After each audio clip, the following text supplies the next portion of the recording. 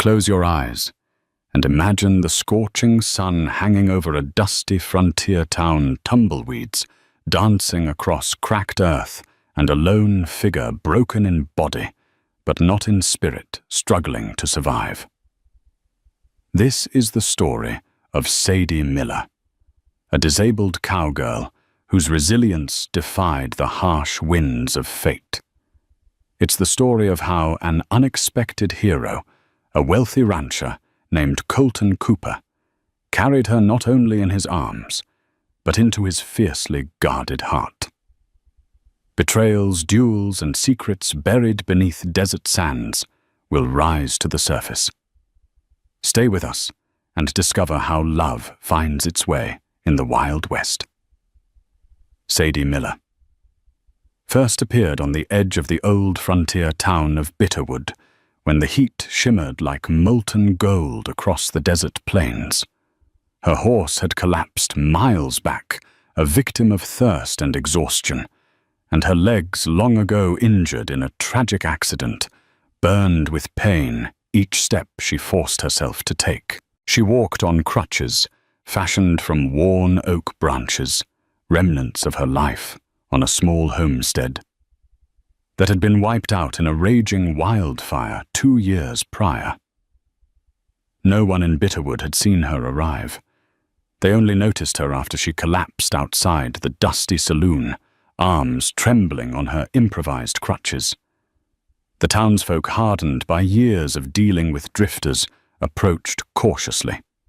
Her red hair matted with sweat, her eyes sunken from hunger.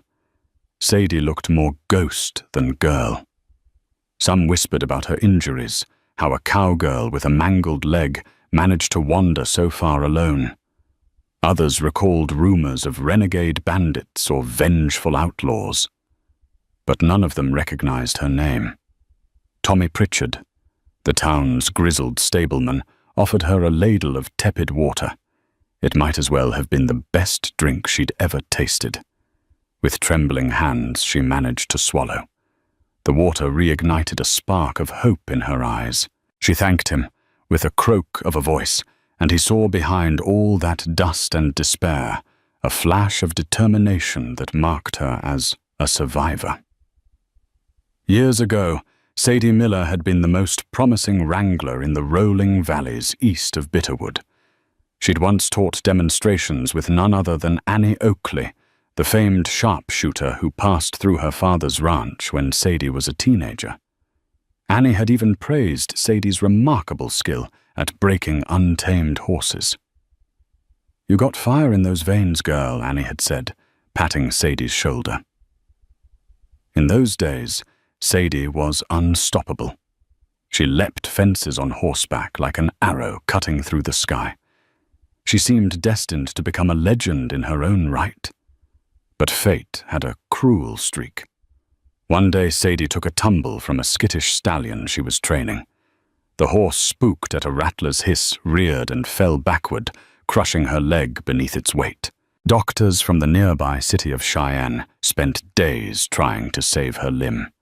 They managed to keep her alive, but her leg was shattered beyond full repair. It left her with a heavy limp and a reliance on crutches. As if that weren't enough, a freak accident, an oil lamp tipped during a midnight thunderstorm, burned her family ranch to the ground. She lost her parents, her livelihood, and the only life she had ever known. With no relatives to speak of, she embarked on a lonesome journey, scraping together coin by doing any odd job her body could handle. Ranch hands sometimes pitied her, offering minimal work that matched her abilities. But the West was unkind to those who couldn't stand on 2 feet. Soon, Sadie was left with only her crutches, a stubborn horse named Daisy, and the clothes on her back.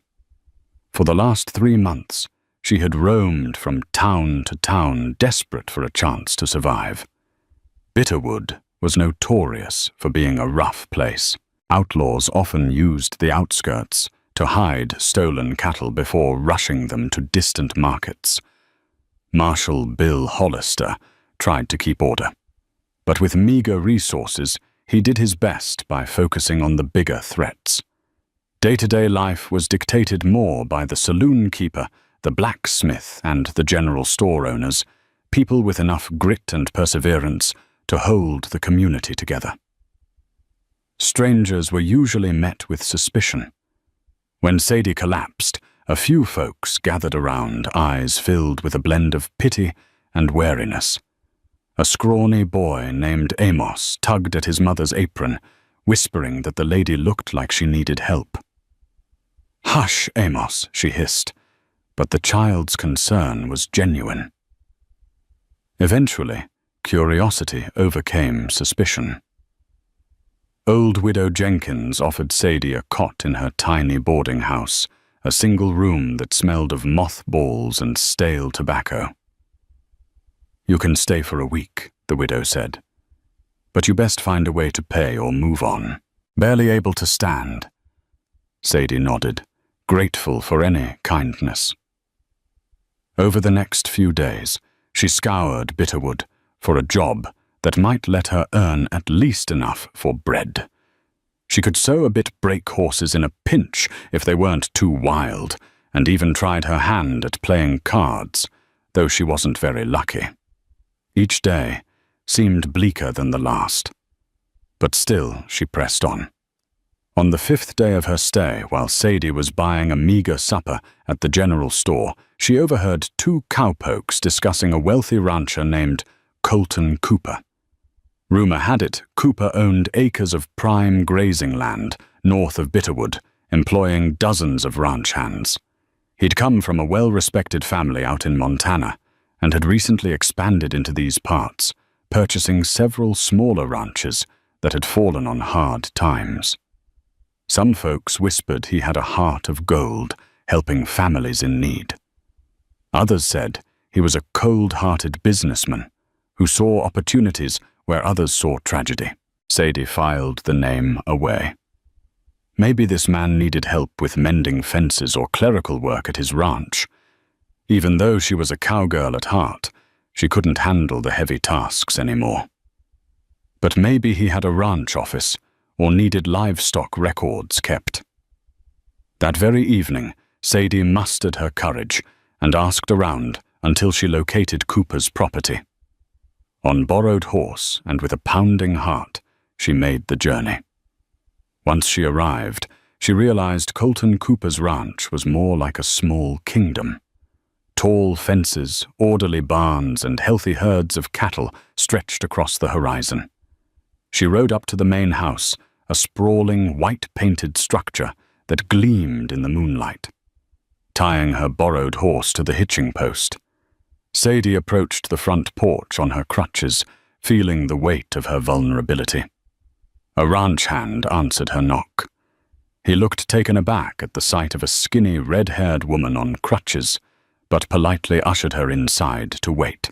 The foyer was lavish by frontier standards, painted walls, polished floors, and large windows. Sadie had never seen such comfort in the West. Moments later, Colton Cooper emerged, tall, broad-shouldered, wearing a crisp white shirt with a string tie. He removed his hat as a courtesy. His features were strong, a square jaw, unruly dark hair, and deep-set green eyes that seemed to read people like a ledger. For a heartbeat, Sadie forgot her practiced speech. "Yes, ma'am," he asked politely. She cleared her throat. "I'm looking for work." "Mr. Cooper." His gaze dropped to her leg, then back up to her face. "You think you can handle ranch work like this?"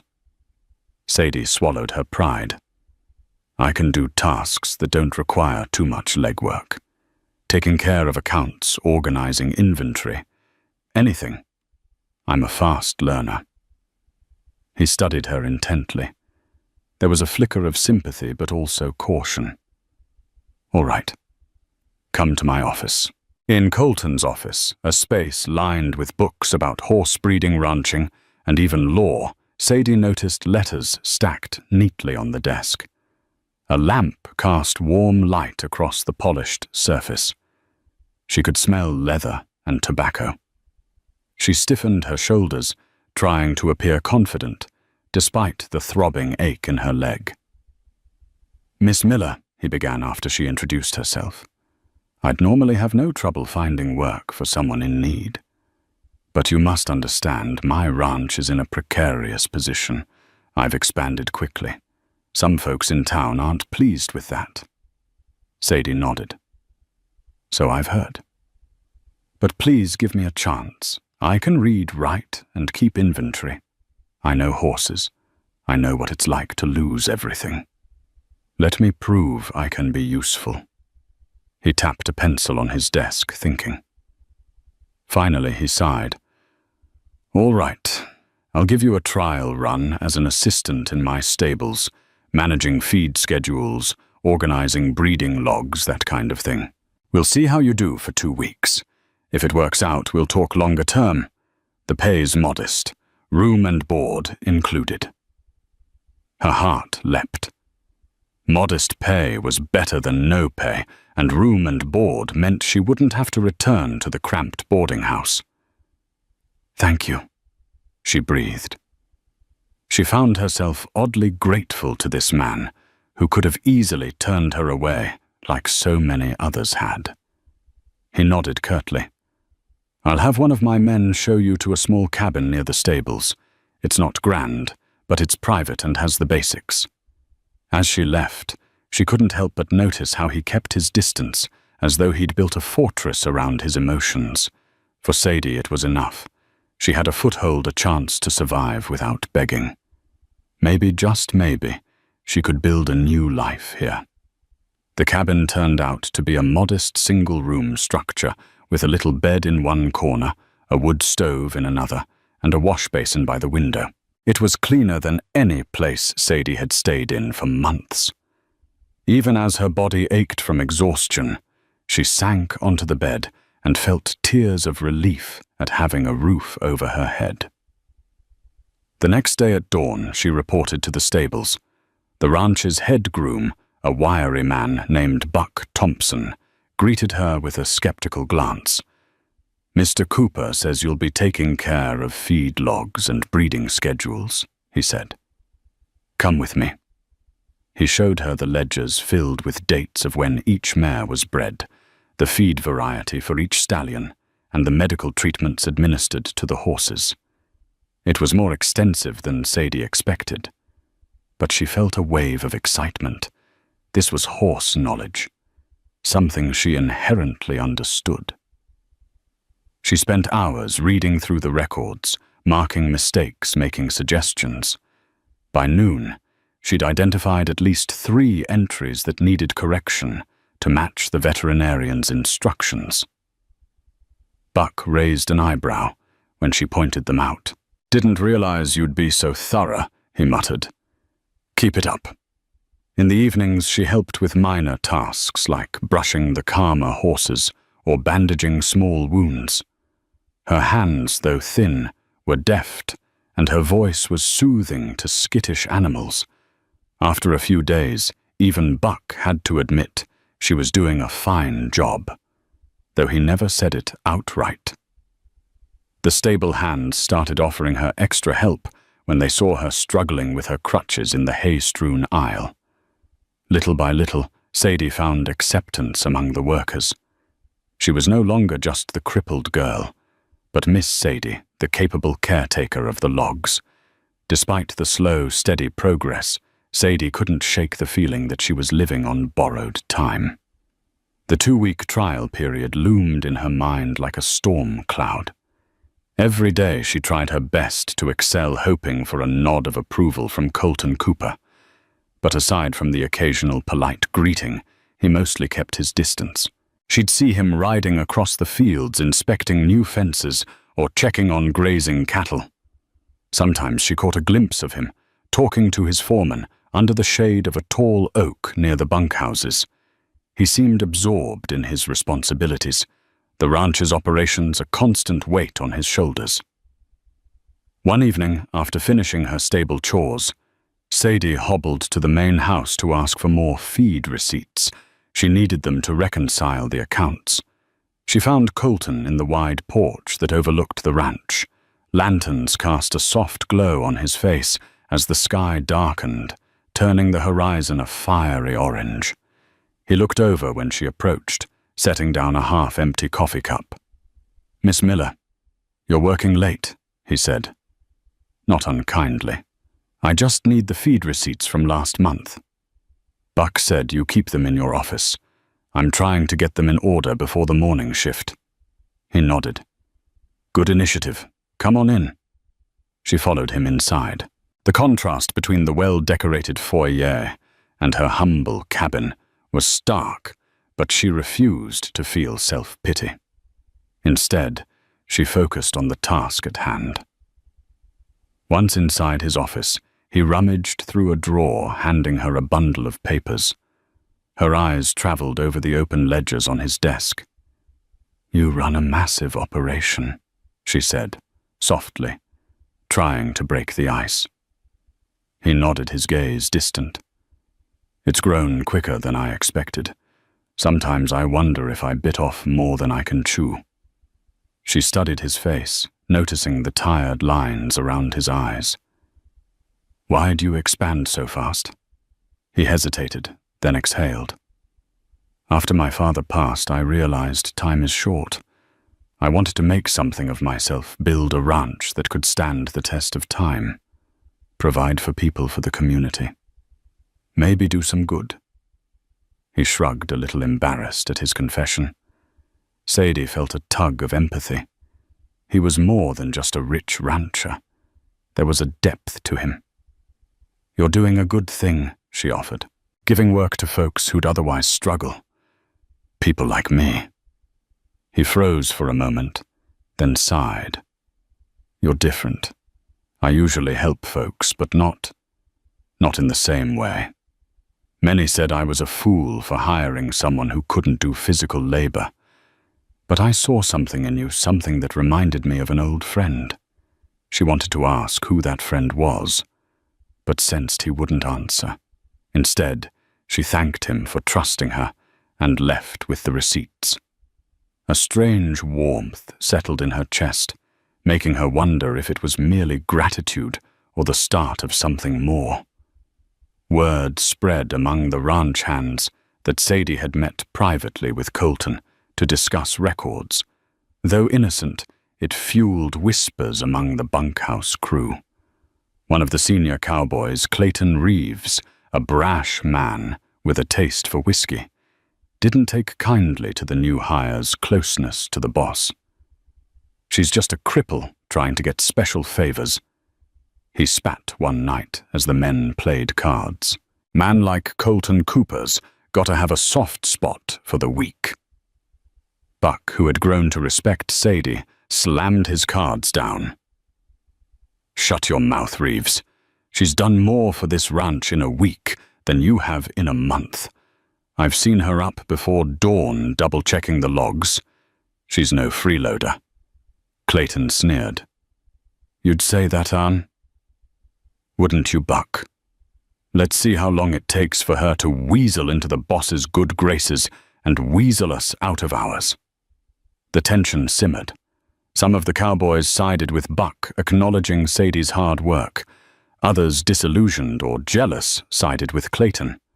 The conversation turned hostile enough that a couple of them nearly came to blows. Only the arrival of the ranch foreman, a steady older man named Earl Patterson, prevented a fight. Earl reminded them that Mr. Cooper would not tolerate trouble on his property. Sadie, unaware of this brewing jealousy, continued her duties, but soon she noticed the sideways glances from a few cowboys when she crossed the yard. She felt unease settle in her gut. In the Wild West, envy could be as dangerous as a loaded gun. One late afternoon, a dusty rider galloped into the ranch yard. He wore a wide-brimmed hat, a worn coat, and carried himself with confidence. When he dismounted, Sadie nearly dropped the ledger she was carrying. The man introduced himself as Wyatt Earp, a name known far and wide for his days in Dodge City and Tombstone. He had come to Bitterwood on personal business Apparently he and Colton Cooper had met years before. Rumor had it Earp was investigating some stolen cattle that might be connected to the same ring that had plagued Colton's ranch. Colton greeted him with a handshake, offering a place to stay for the night. Over supper, Sadie was invited to join them as Earp seemed oddly curious about her involvement in the ranch. She listened in awe as Earp recounted tales of the Old West. He talked about Dodge City's lawlessness, his friendship with Doc Holliday, and how times were changing. Not so many real frontier towns left, Earp said, pulling out a battered pipe. Civilization's creeping in. Soon enough, railroads and telegraphs will tame even the wildest corners. But there are still outlaws who won't go down without a fight. Heard you got trouble with rustlers, Colton. Colton nodded. They've struck twice in the last month, always in the dead of night. They're clever, leaving almost no trace.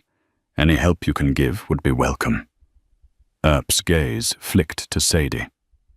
And you, Miss, how did you come to be part of this operation? Sadie swallowed, caught off guard. I needed work. Mr. Cooper was kind enough to hire me. Wyatt Earp gave a half smile. Sometimes it's the folks who struggle the most that keep everything together. Keep an eye on her, Colton. She might be the best decision you've made. Sadie felt her cheeks burn.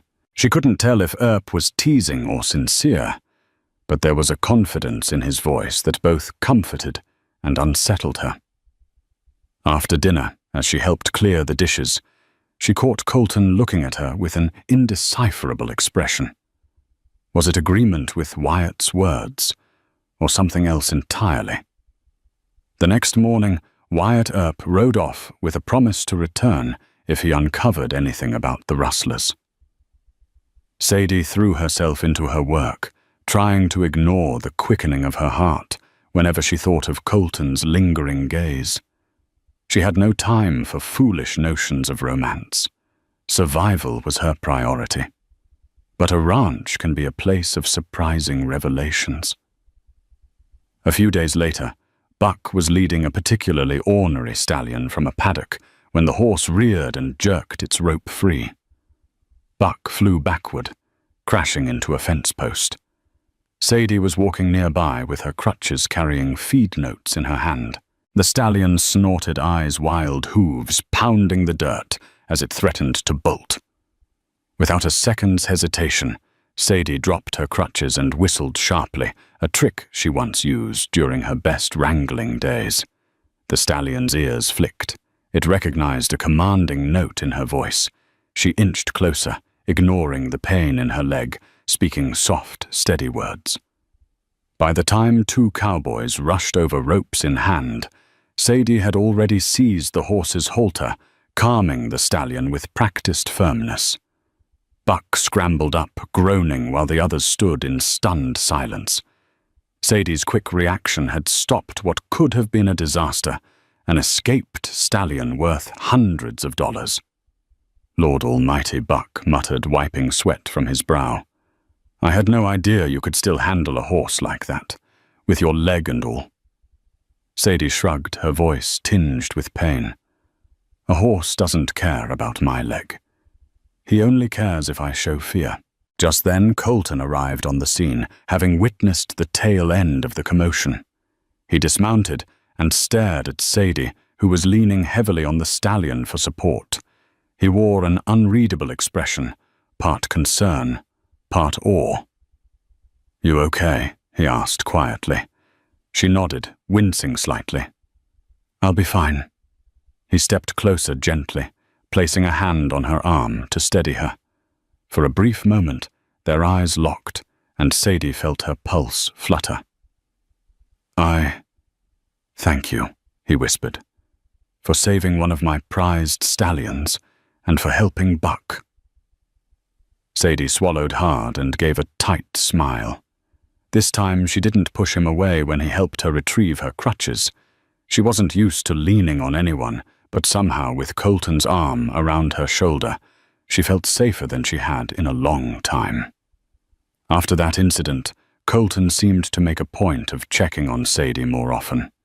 He asked her questions about the horses, about the ledger system she was updating. She found herself sharing stories of her old ranch, of how she grew up among mustangs and learned to ride almost before she could walk. He in turn confided bits and pieces of his own past. He spoke of his father's ranch in Montana, how it fell on hard times when a cattle disease swept through. "We lost half our herd," he said quietly one afternoon as they stood by the corral fence. "My father never recovered from the financial blow. I vowed I'd rebuild not just for myself, but to honor his memory." Sadie listened, her heart warming to his vulnerability. No longer just a distant employer, he was a man with hopes, fears, and regrets. She realized that behind his stoic exterior lay a man who cared deeply about the people under his roof and apparently about her well-being. Still, she kept her distance, fearing that any emotional entanglement would end in heartbreak. She was damaged goods, her body broken, her life uncertain. A man like Colton Cooper could have his pick of strong, able-bodied women. She had seen the way some of the ranch hands' wives or local townsfolk smiled flirtatiously at him. Why would he want a cripple?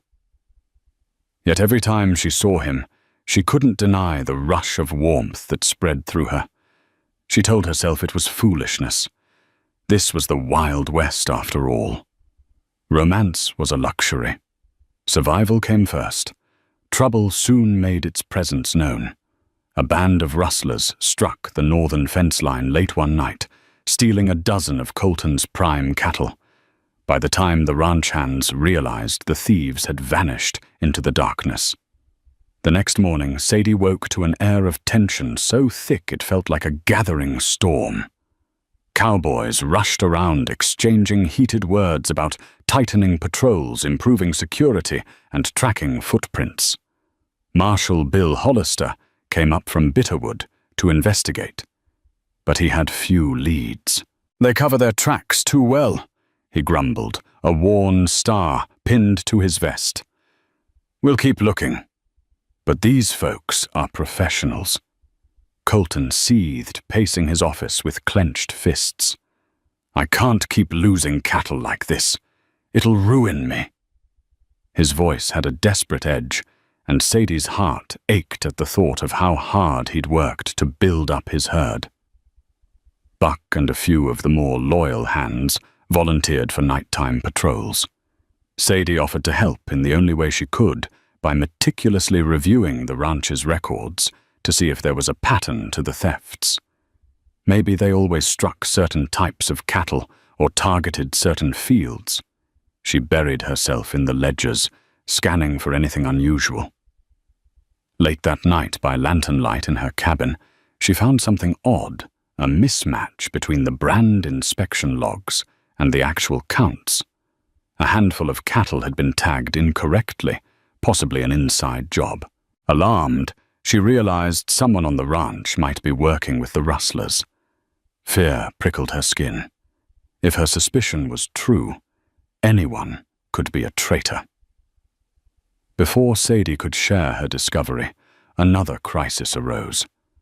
A massive thunderstorm hit Bitterwood, lightning cracking across the sky. High winds threatened to spook the horses, and the ranch hands scrambled to secure them in the stables.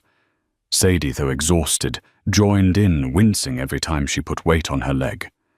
As the storm raged, she noticed movement near the far barn, someone sneaking around in the darkness. Her heart hammered. Clutching her crutches, she hobbled toward the figure. Lightning illuminated the silhouette, a man rifling through the tack room. She ducked behind a stack of hay bales, struggling to see who it was. Another flash of lightning revealed the man's face, Clayton Reeves. He was stuffing a saddlebag with something from the supply shelves. Fearful, Sadie tried to back away, but she slipped on the wet ground. Her crutches skittered, drawing his attention. In a blink, he was on her, a knife pressed to her throat. Rain drenched them both, the barn's roof only partially shielding them. "You just couldn't mind your own business, huh?" he hissed. His breath stank of whiskey. "Think you can come in here crippled as a lame horse and get cozy with the boss?" Sadie's heart pounded. She swallowed, struggling to stay calm. "Why are you stealing from the ranch, Clayton?" He laughed, a low, menacing sound.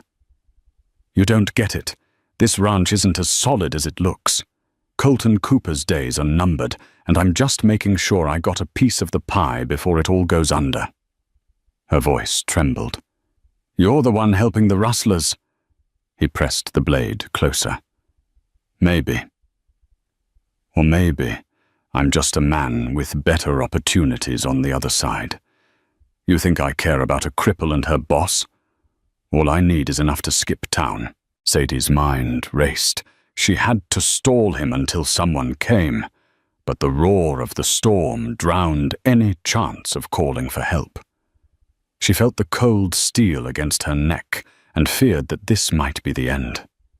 Then suddenly a distant voice shouted her name. Colton. He was searching for her. Clayton's eyes flicked toward the door, a moment of indecision. Sadie acted. She brought her knee up with all the force she could muster, slamming it into his groin. Clayton howled in pain, stumbling back. She scrambled away her injured leg, screaming in protest. The knife sliced across her forearm as she pulled free, drawing blood. Lightning flashed again. That was all the time needed for Colton and Buck, drawn by the commotion, to appear in the doorway.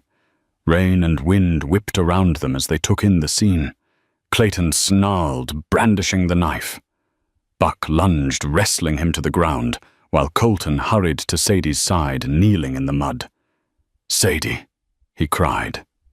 "You're bleeding." She fought to stay conscious, pain throbbing from the cut. "Clayton, he's been stealing." "For the rustlers." Colton's eyes blazed with fury as he pulled off his bandana, pressing it to her wound. Outside, thunder boomed, echoing the rage that flashed in Colton's face. Clayton Reeves was locked in an empty grain shed under guard until the marshal could collect him. The storm raged all night, leaving the ranch battered but not broken. Sadie's wound, while painful, was fortunately shallow. Colton summoned the doctor from Bitterwood, who stitched her arm and left instructions to keep the wound clean. For 2 days, Sadie remained confined to her cabin, her arm-bandaged leg propped up on pillows. She felt helpless again, a feeling she loathed. Occasionally she drifted into restless sleep, haunted by nightmares of that knife at her throat. On the 3rd evening she woke to a soft knock on her door. Colton entered, carrying a bowl of stew. He set it on the small table by her bed and sat on a stool, looking almost shy. The lamplight revealed dark circles under his eyes, testament to his worry and long hours running the ranch. "How are you feeling?" he asked gently, glancing at the bandage peeking out from her shirt sleeve. "Tired," she admitted. "Sore, but I'll manage." He looked down at his hands, searching for words. "I was scared," he began, voice tight. "When Buck and I found you, that was the 2nd time I thought I'd lose something precious." Sadie's heart fluttered. "2nd time?" He nodded, eyes distant. "A couple of years ago, I was engaged to a woman named Maria. She died when her carriage overturned on a mountain pass. By the time I reached her, it was too late. I couldn't save her. I vowed never again to let someone I care for slip away." Silence thickened between them. Sadie's heart ached at his confession. She hadn't known he carried that kind of grief. Carefully she reached out, placing her good hand over his. "I'm sorry, Colton. That must have been terrible." He swallowed hard. When I saw Clayton's knife at your throat, I froze. I've lost people I loved before. I don't think I could bear it again." Her cheeks warmed. "Colton," she began softly, "you don't have to worry about me. I'm used to taking care of myself. This is the West. None of us are guaranteed tomorrow. But I do appreciate what you did, what you've done." He lifted her hand to his lips, brushing them against her knuckles. The gesture was tender, so unexpected that tears filled her eyes. She realized in that moment that her heart had already begun to open to him, no matter how much she tried to deny it. With Clayton Reeves taken to Bitterwood's jail, the ranch was momentarily safer. But tension lingered. Who else might be involved with the rustlers? Colton had to take measures to protect his cattle. Buck and Earl organized night patrols, rotating men to watch each quadrant of the property. Sadie, still weak, stayed in her cabin, reviewing logs for any more discrepancies. Surprisingly, Wyatt Earp returned a few days later, having discovered new intel on the rustler ring. He confirmed Clayton's testimony. There was a group operating out of the canyons west of Bitterwood. They had a network of informants across the territory. Clayton was just one of many. "They'll try again," Earp warned Colton. "You can count on it. Might even attempt sabotage. Keep your guard up." Sadie overheard the conversation from the porch, a knot tightening in her stomach. Another attack. How much more could they endure? That afternoon, Colton called a ranch meeting with all hands present, except for the watchers on patrol. He thanked everyone for their hard work, for sticking together in these turbulent times. The men murmured in agreement, but apprehension was clear on their faces. Everyone knew the rustlers wouldn't give up easily. Colton ended the meeting by reminding everyone that loyalty would be rewarded, betrayal punished.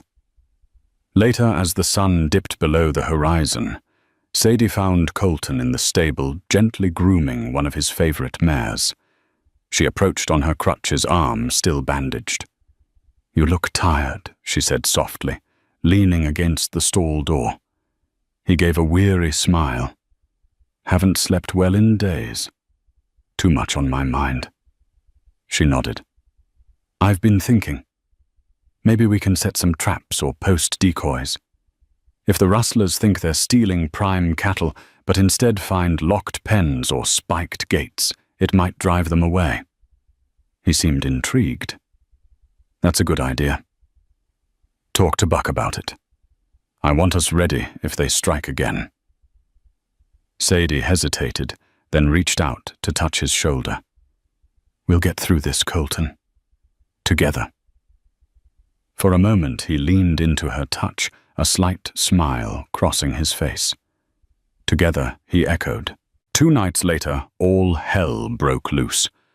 Just before dawn, while a heavy fog blanketed the ranch, the rustlers launched a surprise attack. They cut through the northern fence, attempting to herd a group of cattle toward the canyon pass. Fortunately, the extra patrols spotted them. Shots rang out in the half-light. The ranch hands scrambled to defend the herd, their shouts blending with the panicked bellowing of cattle. Sadie was roused from sleep by gunfire. Heart pounding, she grabbed her crutches and made her way outside. She saw flashes of muzzle fire in the distance. Shouts and curses echoed in the mist. She could barely make out figures galloping through the haze, chasing after the stolen cattle. Desperate to help, she headed toward the corral, where they kept horses saddled for emergencies. Her leg protested with every step, but she refused to stand idle. She found a small mare, gentle enough for her to ride despite her injury. With trembling arms, she hoisted herself into the saddle. Every muscle screamed, but she managed to spur the mare forward, following the sounds of battle. As she neared the fence line, she saw Colton grappling with a masked rider. The rider's horse reared, nearly throwing the rustler. Colton wrestled him to the ground, but another rustler aimed a rifle in Colton's direction. Time slowed to a trickle. Sadie felt her blood run cold. Without thinking, she urged her mare into a gallop, heading straight for the armed man.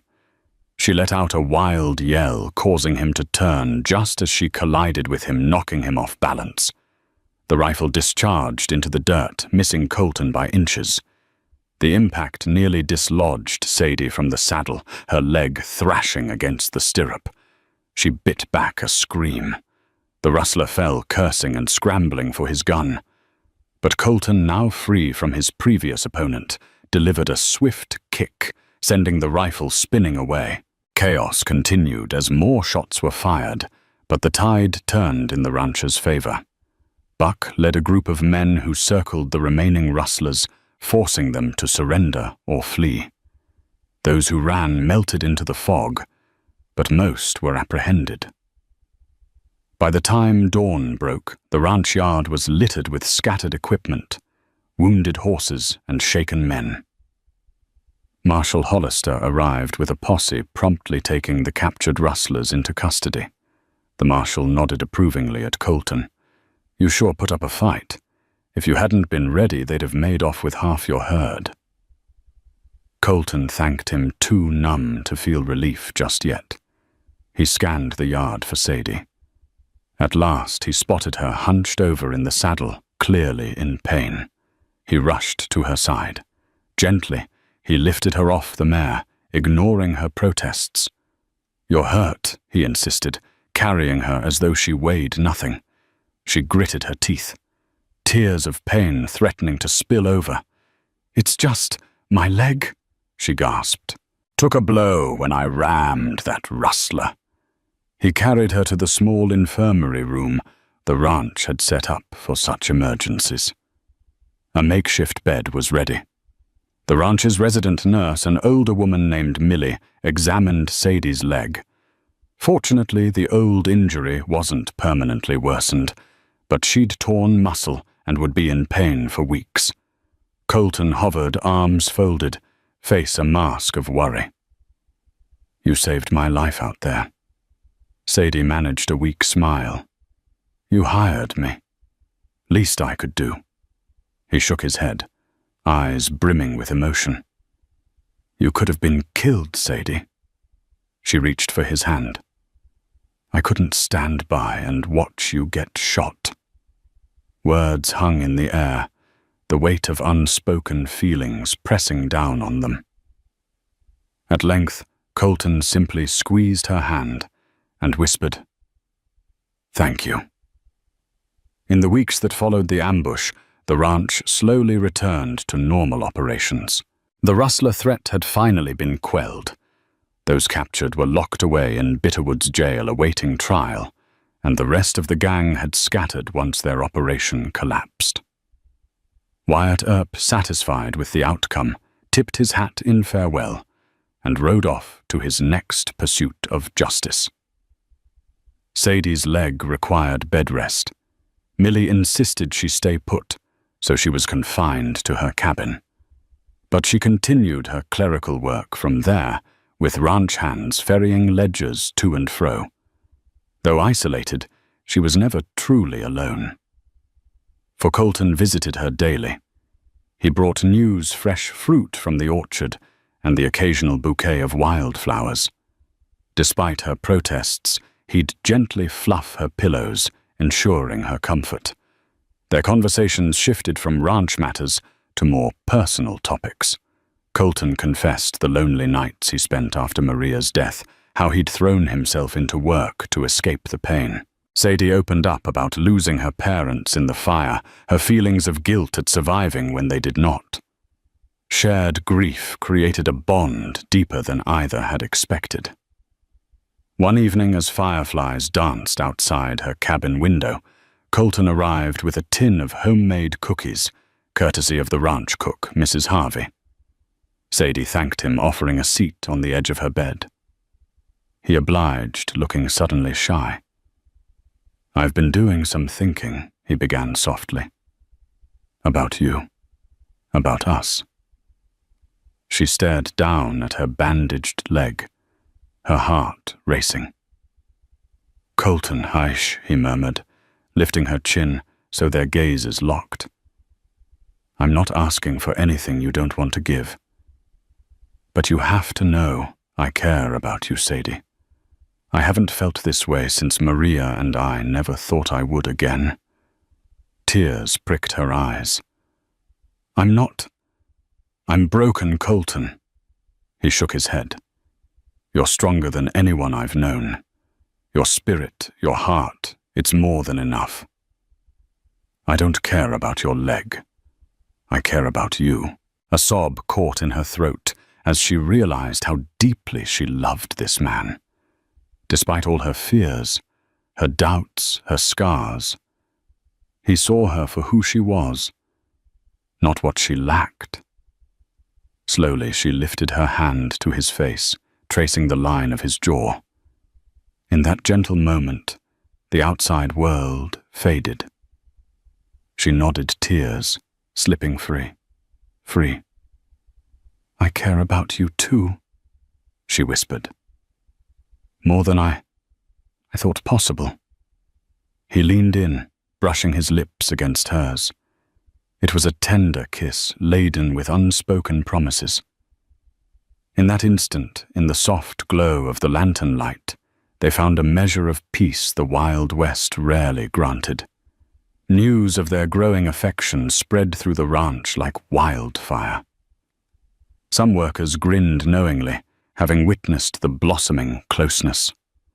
Others, particularly, a few cowboys who had once scoffed at Sadie, muttered that it was improper a rich rancher courting a disabled woman. But Colton dismissed their judgments. He was the boss after all, and no one dared challenge him outright. Tommy Pritchard, the stableman from Bitterwood, who first gave Sadie water, heard the rumor on one of his supply runs. He visited Sadie delivering a new pair of custom-made crutches. "Heard you might be walking down the aisle someday. Soon, Miss Sadie," he teased, winking. She blushed, taking the crutches. "Easy, Tommy. It's not like that. Yet." He shrugged. "Well, these should help you get around better. Consider them a gift for saving my friend Colton's hide." Sadie marveled at the craftsmanship, smooth, sturdy wood, built perfectly to her height.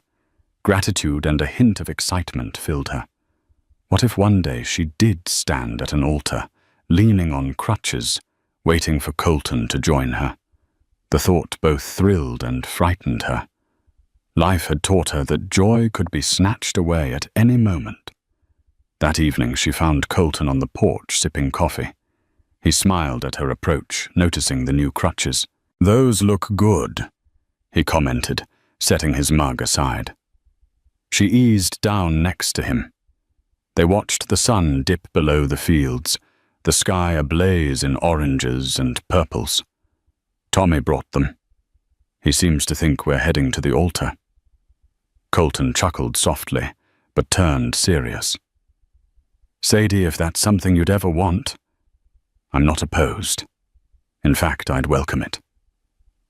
She glanced at him, heart pounding. Was he proposing already? After all the hardships, could they truly be ready for marriage? She wasn't sure, and yet part of her wanted nothing more than to wake up every day in his arms. Colton pressed on, voice hushed. "Let's not rush. I just want you to know that I see a future with you if you want it." Sadie reached for his hand, twining their fingers. "I do. Let's take it one day at a time. I'm still healing after all." He kissed her hair, relief evident in his gaze. One day at a time. As the weeks rolled by, Sadie's leg improved. She managed to walk short distances without crutches, though it remained painful. She resumed her duties in the stables, which gave her a renewed sense of purpose. The nightmares of that night with Clayton Reeves slowly faded. But ghosts from the past can resurface in the strangest ways. One afternoon, a dusty wagon rattled into the ranch. An older woman named Lucinda Miller stepped down, claiming to be Sadie's estranged aunt from back east. Sadie was stunned. Her mother had once mentioned a sister who left to seek fortune in Chicago, but she'd never known any details. Lucinda was a stern woman with lines etched deeply into her face. She clasped Sadie's hands, tears brimming. "I heard about the fire that took your family's ranch. I couldn't believe you were still alive. I've spent months trying to track you down. Finally, someone in Bitterwood told me you were living here." Sadie wavered between anger and relief. Where was Lucinda? All those years she struggled alone. Colton, standing protectively nearby, sensed her turmoil. Lucinda spoke rapidly, explaining how she'd received word too late, how she'd been caring for an ailing husband who passed away. When she finally settled her affairs, she decided to look for Sadie. "I want you to come with me," Lucinda said earnestly.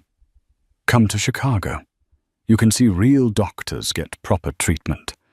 I can give you a better life than this dusty ranch. A city with possibilities for someone with your mind." Sadie felt her stomach churn. Chicago. She pictured tall buildings, busy streets. Yes, there might be better doctors, better job opportunities for someone with a disability. But then she glanced at Colton at the ranch that had become her home. She thought of the open sky, the horses, the sunsets shared on the porch. How could she leave this behind? She told Lucinda she needed time to think. That night she lay awake, torn between a life of security in the city and the wild, unpredictable life she'd come to love here. Colton hadn't said much after meeting Lucinda, but Sadie felt his anxiety. She knew he feared losing her, and truth be told, she feared losing him too. For 3 days, Lucinda stayed in Bitterwood, pressing Sadie to make a decision. The older woman insisted that a city like Chicago would give Sadie a chance to escape the stigma of her disability. "You could be so much more than a crippled ranch hand," Lucinda said bluntly one afternoon. "I have money connections. You deserve better." Sadie bristled. She knew Lucinda meant well, but the words stung. A crippled ranch hand, that's all Lucinda saw. That night, Colton found Sadie in the stable grooming one of the mares. A single lantern illuminated her tired features. "How are you holding up?" he asked softly. She shrugged, tears glistening in her eyes. "I don't know what to do. Part of me wonders if she's right. Maybe I would have a better life somewhere else." Colton gently took the brush from her hand, setting it aside. "I won't keep you here if your heart wants to go. But Sadie, He trailed off, struggling for the right words. "I love you, and I'd do anything to give you the life you deserve. I can hire the best doctors to come here. We can travel to bigger towns for treatment if needed. You don't have to leave everything you love just to find a better life." Sadie's chest constricted. He loved her. Hearing it aloud made her heart soar and ache all at once. "Colton, you've given me a home, a purpose. I never dreamed I could have that again. But if I go to Chicago, maybe I could walk without crutches. Maybe I could—" She hesitated, tears slipping free. "Run again," he guessed, recalling her passion for horses. The longing was clear in her eyes. She nodded shakily. "I miss riding at full gallop, feeling the wind in my hair." He gathered her in his arms, pressing a gentle kiss to her forehead. "If you think it's worth a try, I'll support you. But don't go because you feel trapped or because your aunt looks down on what you've accomplished. You're so much more than a crippled ranch hand, Sadie. You're the heart of this ranch. and of me. She closed her eyes, letting his warmth soothe her. Deep down, she knew her heart belonged on this land with this man. And yet the possibility of walking without pain of riding again, could she really turn that down? 22. The final choice. Morning dawned bright and clear. Lucinda was set to leave Bitterwood by noon. Sadie made her way to the boarding house where her aunt stayed, her heart thudding with each step. Lucinda greeted her with a hopeful smile. "Please tell me you've decided to come with me," Lucinda said, eyes flicking to Sadie's crutches. Sadie took a breath, recalling the moment she'd tamed the stallion, the nights spent laughing with ranch hands, and most importantly, Colton's unwavering support. "I'm sorry, Aunt Lucinda. I can't leave.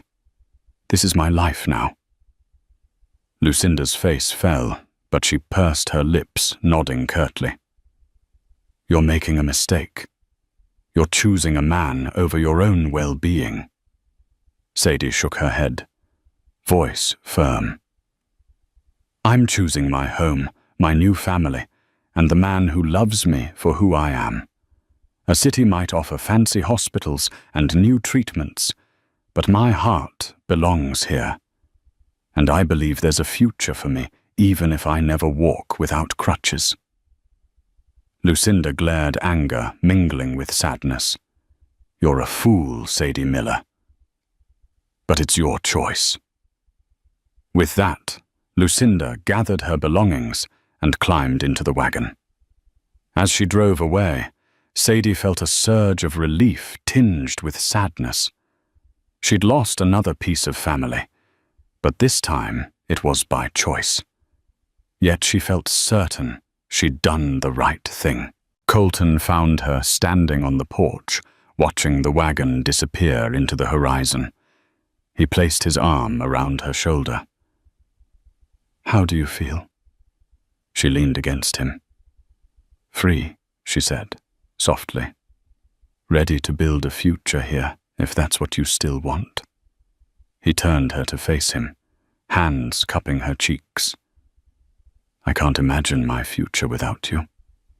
Their kiss beneath the warm morning sun felt like the start of a new chapter. The weeks that followed were filled with a sense of renewal. With the rustler threat gone and Clayton's betrayal dealt with, the ranch steadied its course. Sadie, fully integrated into the operations, found a new role teaching younger hands how to handle skittish horses. Her reputation as the best wrangler, even with a disability, spread across Bitterwood. Local ranchers came for advice, impressed by her methods and gentle approach. Colton expanded the ranch's stables, investing in better equipment and improved fencing. He invited a traveling veterinarian to stay for a month, giving Sadie and the ranch hands hands-on lessons in equine care. Sadie thrived, soaking up knowledge like a sponge. Their bond deepened. Each evening, Colton and Sadie shared dinner on the porch, watching the sun set over the grazing cattle. They spoke of dreams, raising prime horses, maybe even training them for cavalry or stagecoach lines. Sadie envisioned a future where her experience could lead to a specialized breeding program, forging the ranch's reputation far and wide. Sometimes, though, she still wrestled with self-doubt. Could she truly be the partner Colton deserved? He reassured her time and again, reminding her that everyone carries scars, some visible, some hidden. "Yours don't define you," he'd say, kissing the scar on her forearm. On a balmy summer evening after a long day sorting cattle, Colton led Sadie to a quiet spot by the creek. Wildflowers lined the banks, and the fading sun bathed the sky in warm hues. He spread a blanket beneath an old willow tree, the soft sound of water creating a peaceful lull. They chatted about horses' orchard plans and bunkhouse gossip, but Sadie sensed something more. Colton fidgeted, then turned to her eyes filled with purpose. "Sadie Miller," he began, voice steady. "I thought I'd never love again. But you healed parts of me. I didn't know were broken. I don't want another day to pass without you knowing. I want to spend my life with you. Will you marry me?" Her breath caught. He pulled out a handcrafted silver ring, topped with a single turquoise stone. "It's simple, but it reminded me of your eyes." Tears welled as she whispered, "Yes. Yes, I'll marry you." He slipped the ring on her finger, and she embraced him, forgetting everything else. As they kissed beneath the fading light, the Wild West held nothing but promise. Word of Sadie and Colton's engagement spread quickly through Bitterwood. Where once there had been skepticism, there was now celebration. Sadie had proven her worth, not just through hard work, but through courage, loyalty, and love.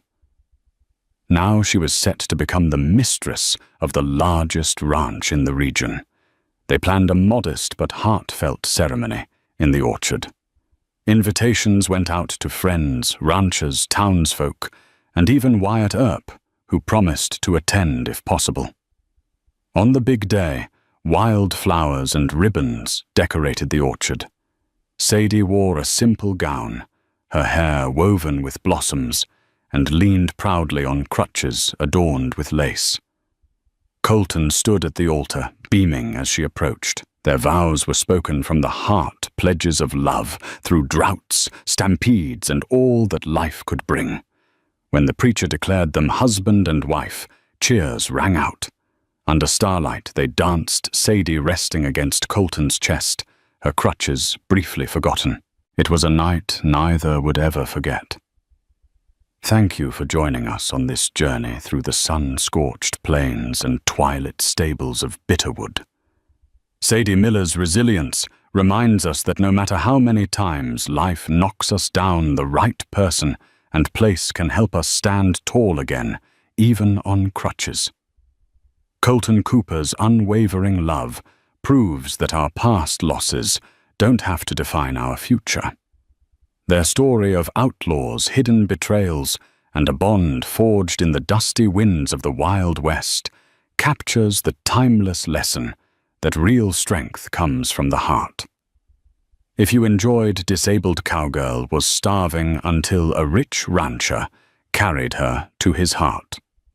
Please hit that like button, share this tale with friends who appreciate stories of triumph, and subscribe to our channel for more heartwarming dramas from the rough and tumble days of the Old West. Until next time, happy trails.